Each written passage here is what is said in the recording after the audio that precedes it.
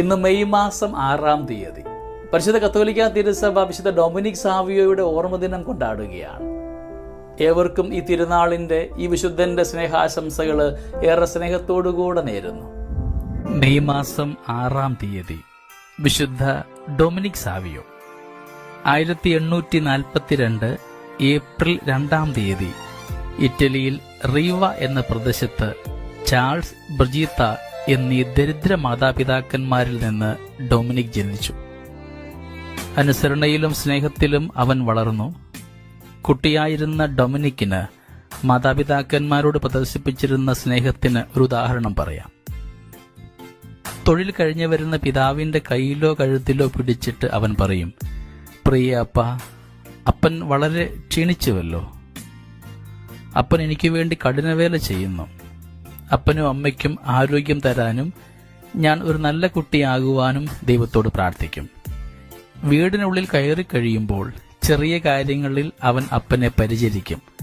4 വയസ്സായതിൽ പിന്നെ ഒരിക്കലും പ്രഭാതജപം, രാത്രിജപം, ഭക്ഷണത്തിനുള്ള പ്രാർത്ഥനകൾ, ത്രികാല ജപം എന്നിവ അവനെ അനുസ്മരിപ്പിക്കേണ്ടി വന്നിട്ടില്ല.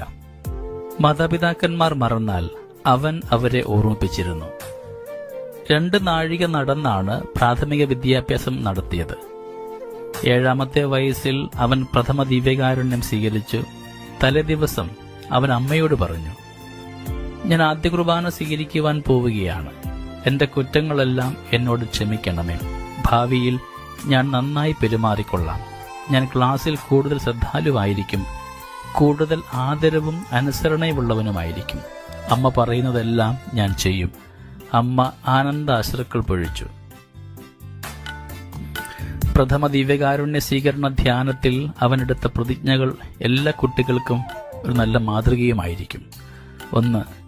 ഞാൻ അടുക്കൽ കുമ്പസാരിക്കും. കുമ്പസാരക്കാരൻ അനുവദിക്കുന്നതനുസരിച്ച് വിശുദ്ധ കുർബാന സ്വീകരിക്കും. 2. കടമുള്ള ദിവസങ്ങൾ ഞാൻ വിശുദ്ധമായി ആചരിക്കും. 3. ഈശോയും മറിയവും എൻ്റെ സ്നേഹിതന്മാരായിരിക്കും. 4. പാപത്തേക്കാൾ മരണം ഭേദം. 10-ാമത്തെ വയസ്സിൽ വീട്ടിൽ നിന്ന് ദിനംപ്രതി 14 കിലോമീറ്റർ നടന്ന് കസ്റ്റൽനോവോയിൽ പഠനം ആരംഭിച്ചു. 1852 സാവിയോ കുടുംബം മൊന്തോനോയിലേക്ക് താമസം മാറ്റി. 1854 ഡൊമിനിക്ക് പൗരോഹിത്യത്തെ ഉദ്ദേശിച്ച് ടൂറിനിലുള്ള ഡോൺ ബോസ്കോയുടെ ഒററ്ററിയിൽ ചേർന്നു. അവിടെ അവൻ ഡോൺ ബോസ്കോയുടെ കണ്ണിലുണ്ണിയായി. അക്കൊല്ലമാണ് ദൈവമാതാവിന്റെ അമലോത്ഭവം വിശ്വാസ സത്യമായി പ്രഖ്യാപിച്ചത്. അന്നത്തെ ആഘോഷങ്ങൾ കഴിഞ്ഞപ്പോൾ ഡൊമിനിക്ക് ഉരുവിട്ടു, ഓ മറിയമേ, എന്റെ ഹൃദയം അങ്ങേക്ക് തരുന്നു. അതിന്നും നിന്റേതായി സൂക്ഷിക്കണമേ. ഈശോ മറിയമേ, എന്റെ സ്നേഹിതരായിരിക്കണമേ. അധികാരികളുടെ അനുവാദത്തോടുകൂടെ അമലോത്ഭവ ഭക്തി പ്രോത്സാഹിപ്പിക്കുവാനായി 1856 ഡൊമിനിക് ഒരു സൊഡാലിറ്റി സ്ഥാപിച്ചു. ഒററ്ററിയിൽ കൂട്ടുകാർ തമ്മിലുണ്ടായിരുന്ന ഭയങ്കര വഴക്കുകളും ദ്വന്ദ്വയുദ്ധങ്ങളും മറ്റും ഡൊമിനിക് സമാധാനത്തിൽ അവസാനിപ്പിച്ചിരുന്നു. പഠനത്തിൽ സാമർഥ്യമില്ലാത്തവരെ ഡൊമിനിക് സഹായിച്ചുമിരുന്നു. അന്യർ ചെയ്യുന്ന കുറ്റം അവന്റെ തലയിൽ ആരോപിച്ച് ശാസിക്കപ്പെട്ടാലും അവൻ സ്വയം നീതീകരിച്ചിരുന്നില്ല. പരിശുദ്ധനായ ഈ ബാലൻ ലോകത്തിൽ അധികം ജീവിക്കുവാൻ ദൈവം തിരുമനസ്സായില്ല. ഒററ്ററിയിൽ വന്നപ്പോൾ ക്ഷീണിതഗാത്രനായിരുന്ന ഡൊമിനിക്ക് ഒററ്ററിയിലെ 3 കൊല്ലത്തെ ജീവിതം കൊണ്ട് ഒന്നുകൂടെ ക്ഷീണിതനായി.